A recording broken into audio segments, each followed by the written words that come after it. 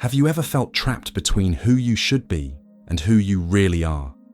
Between idealized myths about femininity and the often limiting reality of everyday life? Many videos talk about feminine archetypes, the inner goddess, the shadow. But does that capture the whole story? What about social pressures, expectations, the feeling of being defined by others? In this video, we go deep. Prepare yourself for a journey beyond the superficial. On one side, we have Robert Johnson and She, which guides us through the feminine soul's journey using the myth of Eros and Psyche, an internal journey of self-knowledge, facing psychological tasks to achieve individuation, wholeness. On the other, philosopher Simone de Beauvoir and her monumental work, The Second Sex, an external and relentless analysis of how woman has been historically defined as the other in relation to man, how culture, society, and history have shaped and limited the feminine experience. The central question that will guide us is, how does Psyche's internal journey, our soul, relate to the external reality of woman as the second sex? Are psychological challenges separate from social barriers, or do they intertwine in complex and sometimes painful ways? We will explore how the myth reflects, and perhaps criticizes, social reality, how Psyche's internal tasks are affected by the external cages described by Beauvoir, and what it means to seek true freedom and integration. Today, the starting point: myth versus constructed reality. The myth of Eros and Psyche begins with a paradoxical image, a beauty so transcendent that it becomes isolation. Psyche, adored from a distance but never truly known, inhabits an intermediate realm, neither common mortal nor recognized deity. This extraordinary beauty makes her an object of veneration, but simultaneously deprives her of authentic human connections. In Robert Johnson's Jungian analysis, this initial state represents a crucial archetypal moment of the feminine psyche. Psyche symbolizes the soul in unrealized potential, existing in a state of unconscious innocence. Her beauty is not merely physical, but represents the perfection of the soul not yet touched by the complexity of desire and suffering.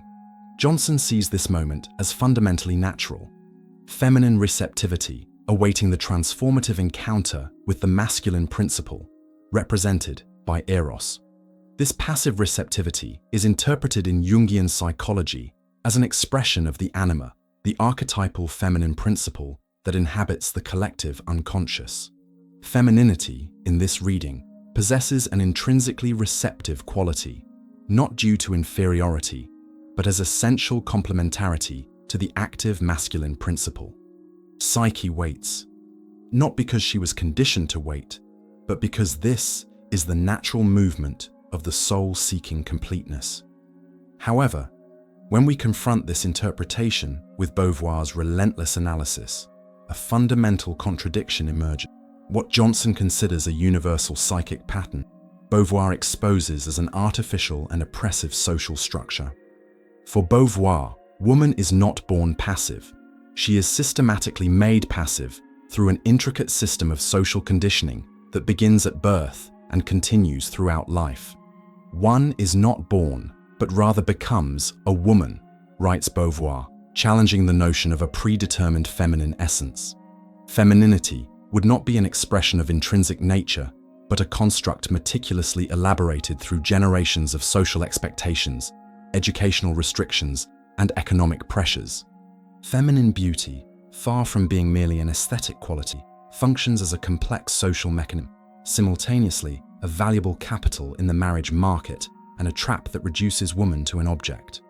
Psyche's passivity, which Johnson attributes to the archetypal nature of the soul, is reinterpreted by Beauvoir as the result of a historical process where transcendence, the human capacity to act upon the world and transform it, was systematically denied to women, confining them to immanence, the realm of repetition, maintenance, and preservation.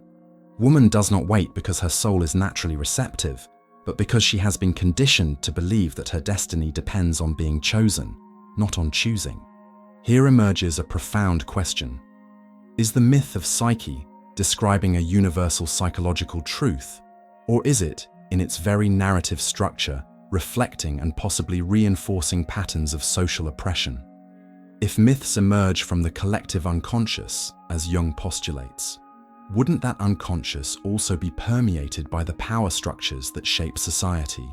Consider the distant veneration that isolates Psyche. This element of the myth finds a disturbing parallel in the social idealization of woman. The pure virgin, the selfless mother, the inspiring muse, all forms of adoration that, paradoxically, limit and objectify. As Beauvoir observes, placing woman on a pedestal is a sophisticated form.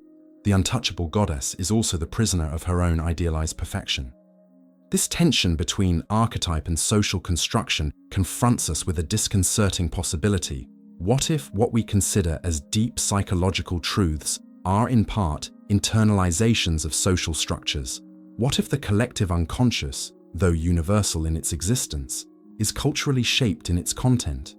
Psyche's initial condition would not be, therefore, merely a psychological stage, but also the mythological reflection of the historical condition of woman as other, externally, defined, valued for passive qualities, and existing primarily in relation to the masculine gaze and desire. The myth, in this critical reading, simultaneously reveals and naturalizes a system of power that transcends cultures and this deeper analysis establishes the philosophical foundations for exploring how myth and social criticism can inform each other, revealing both psychological and sociological complexities of the feminine experience, the tasks of the soul and the bars of society. The myth of Eros and Psyche reaches its most dramatic moment when Psyche, after losing her divine lover for disobeying the order not to look at his face, must complete 4 seemingly impossible tasks imposed by Aphrodite. These tasks, which Johnson interprets as essential stages of psychic evolution, acquire a surprising socio-political dimension when viewed through Beauvoir's lens. Before diving into these fascinating tasks, subscribe to the channel now and activate notifications. Your support is fundamental for us to continue bringing deep analyses like Task 1, Separating the Seeds. In Johnson's Jungian analysis, this first task represents the crucial development of psychic discernment. Psyche, confronted with a chaotic pile of mixed seeds that she must organize by dawn, symbolizes the soul's need to learn to differentiate feelings, thoughts, and values that initially present themselves as a confused and indistinct mass. It is a meticulous and patient work that requires the ability to recognize nuances, establish categories, and create order out of inner chaos. However, when we look at this same task through Beauvoir's perspective, deeply social questions emerge. In a patriarchal society, the development of feminine discernment is systematically channeled into specific and limited spheres.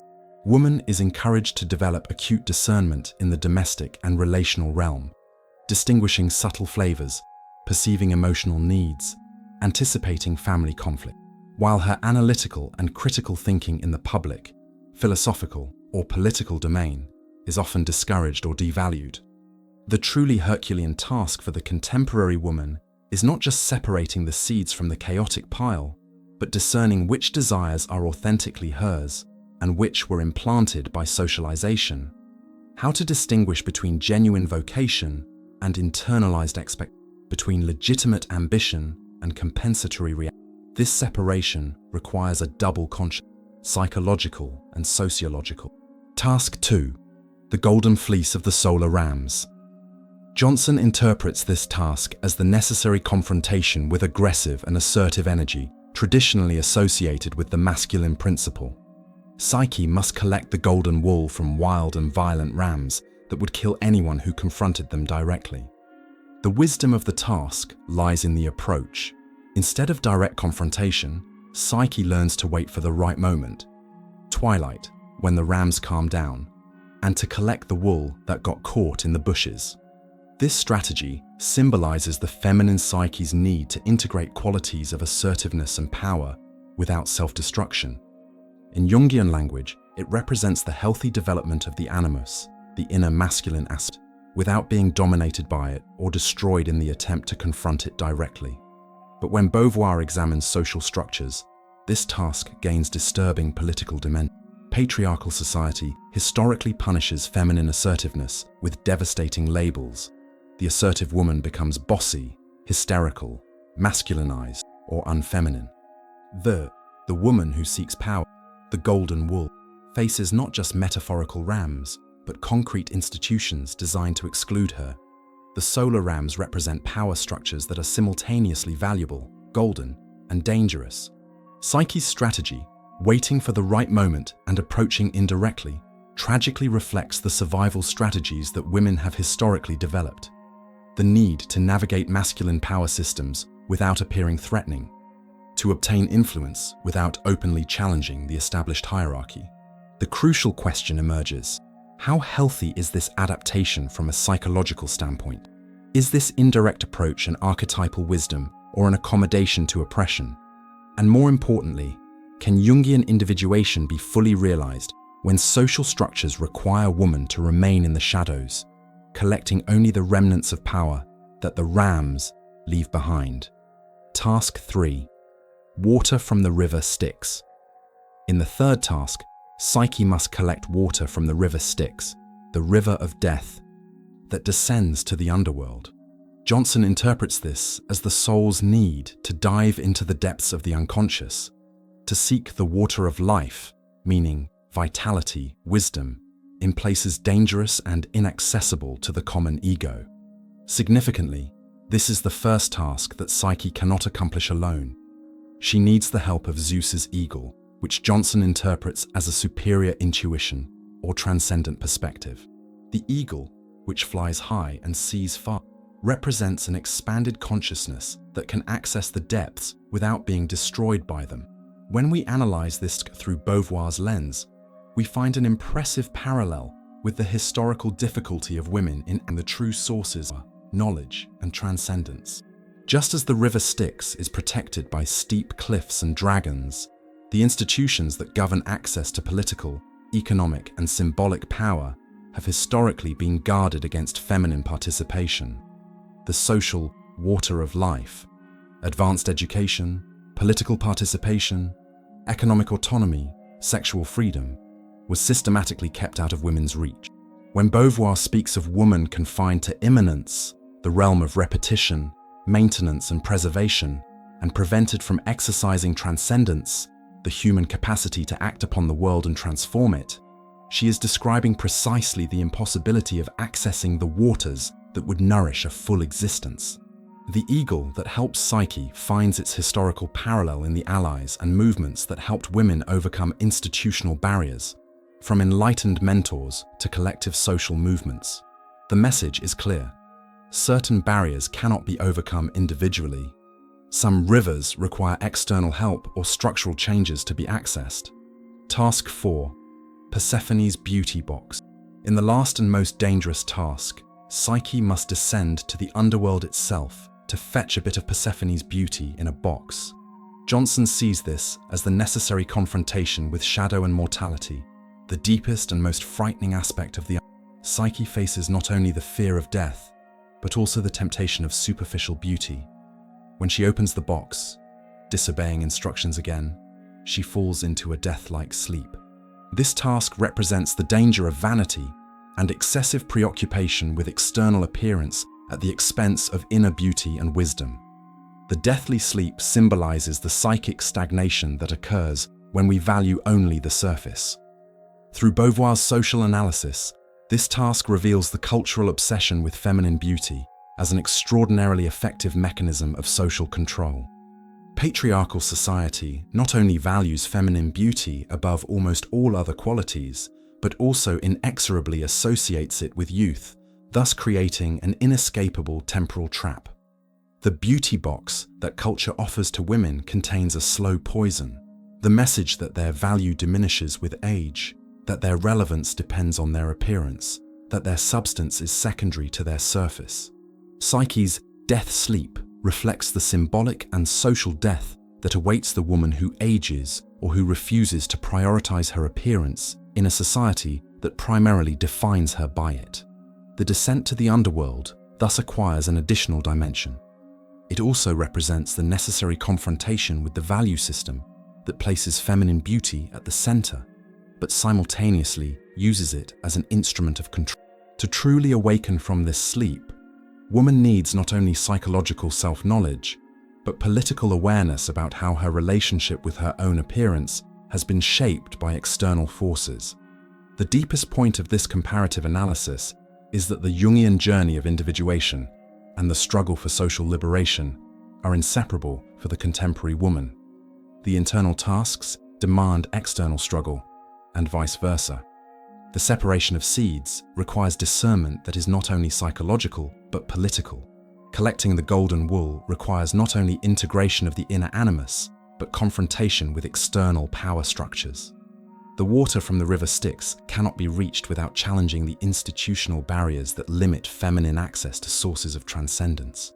And Persephone's beauty box cannot be truly understood without unmasking the social mechanisms that transform feminine beauty into a prison. The myth, when simultaneously illuminated by depth psychology and social analysis, reveals its most revolutionary dimension.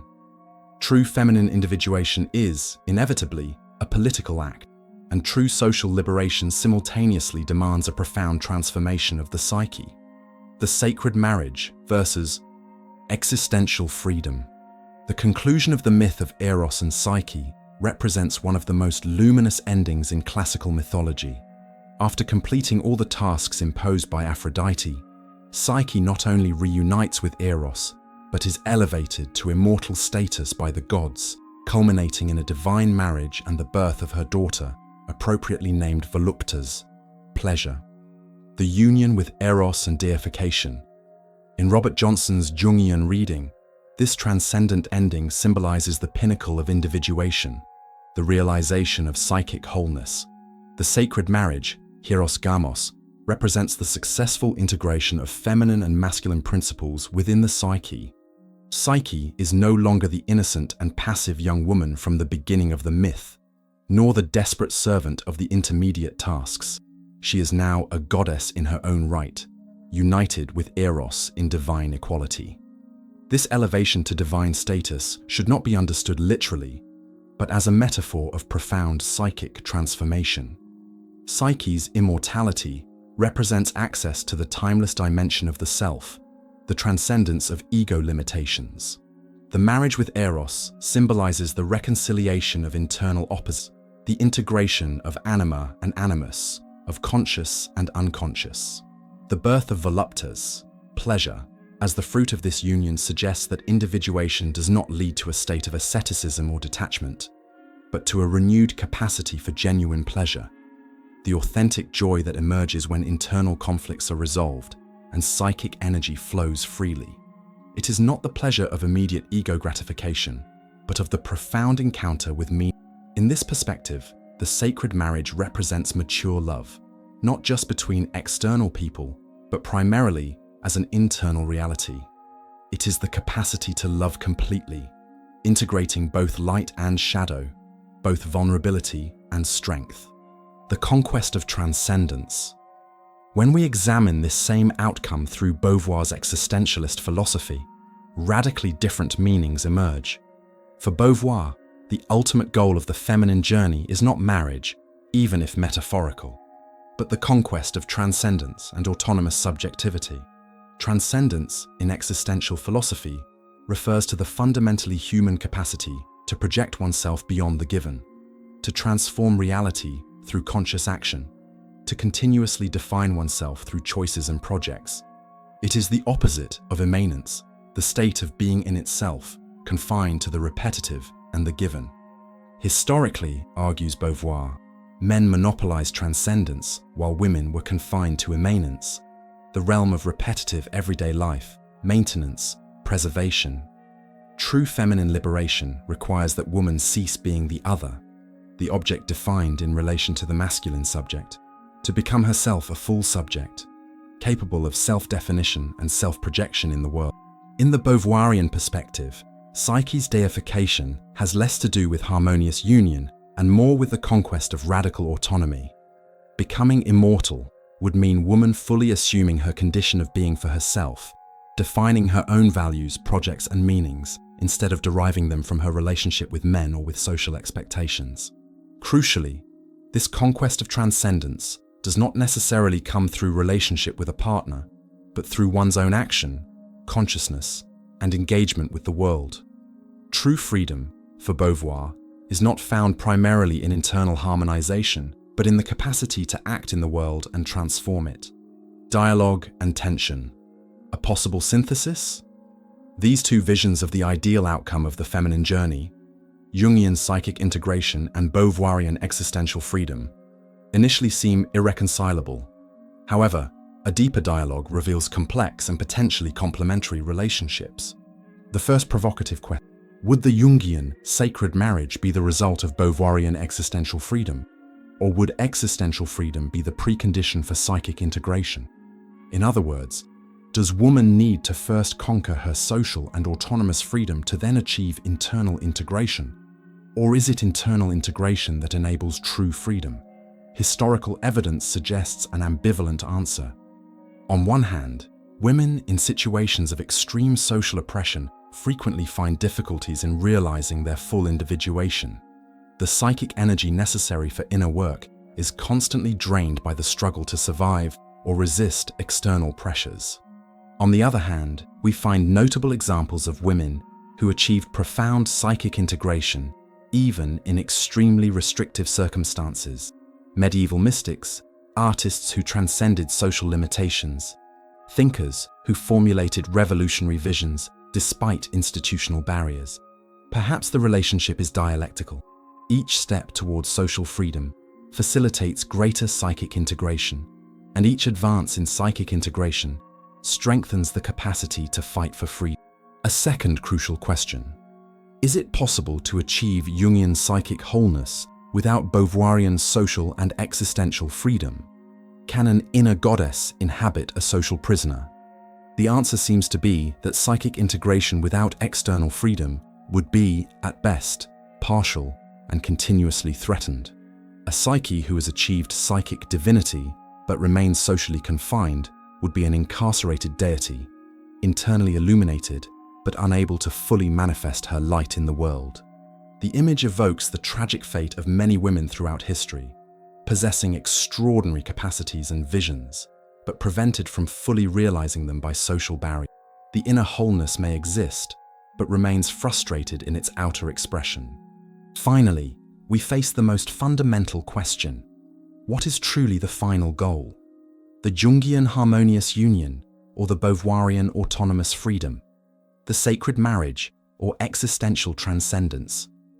Perhaps the true synthesis lies in recognizing that these are not mutually exclusive goals, but complementary aspects of realization. Jungian integration without Beauvoirian freedom would be an inner harmony without expression in the world, a hidden beauty. Beauvoirian freedom without Jungian integration could result in a fragmented autonomy, active but internally divided.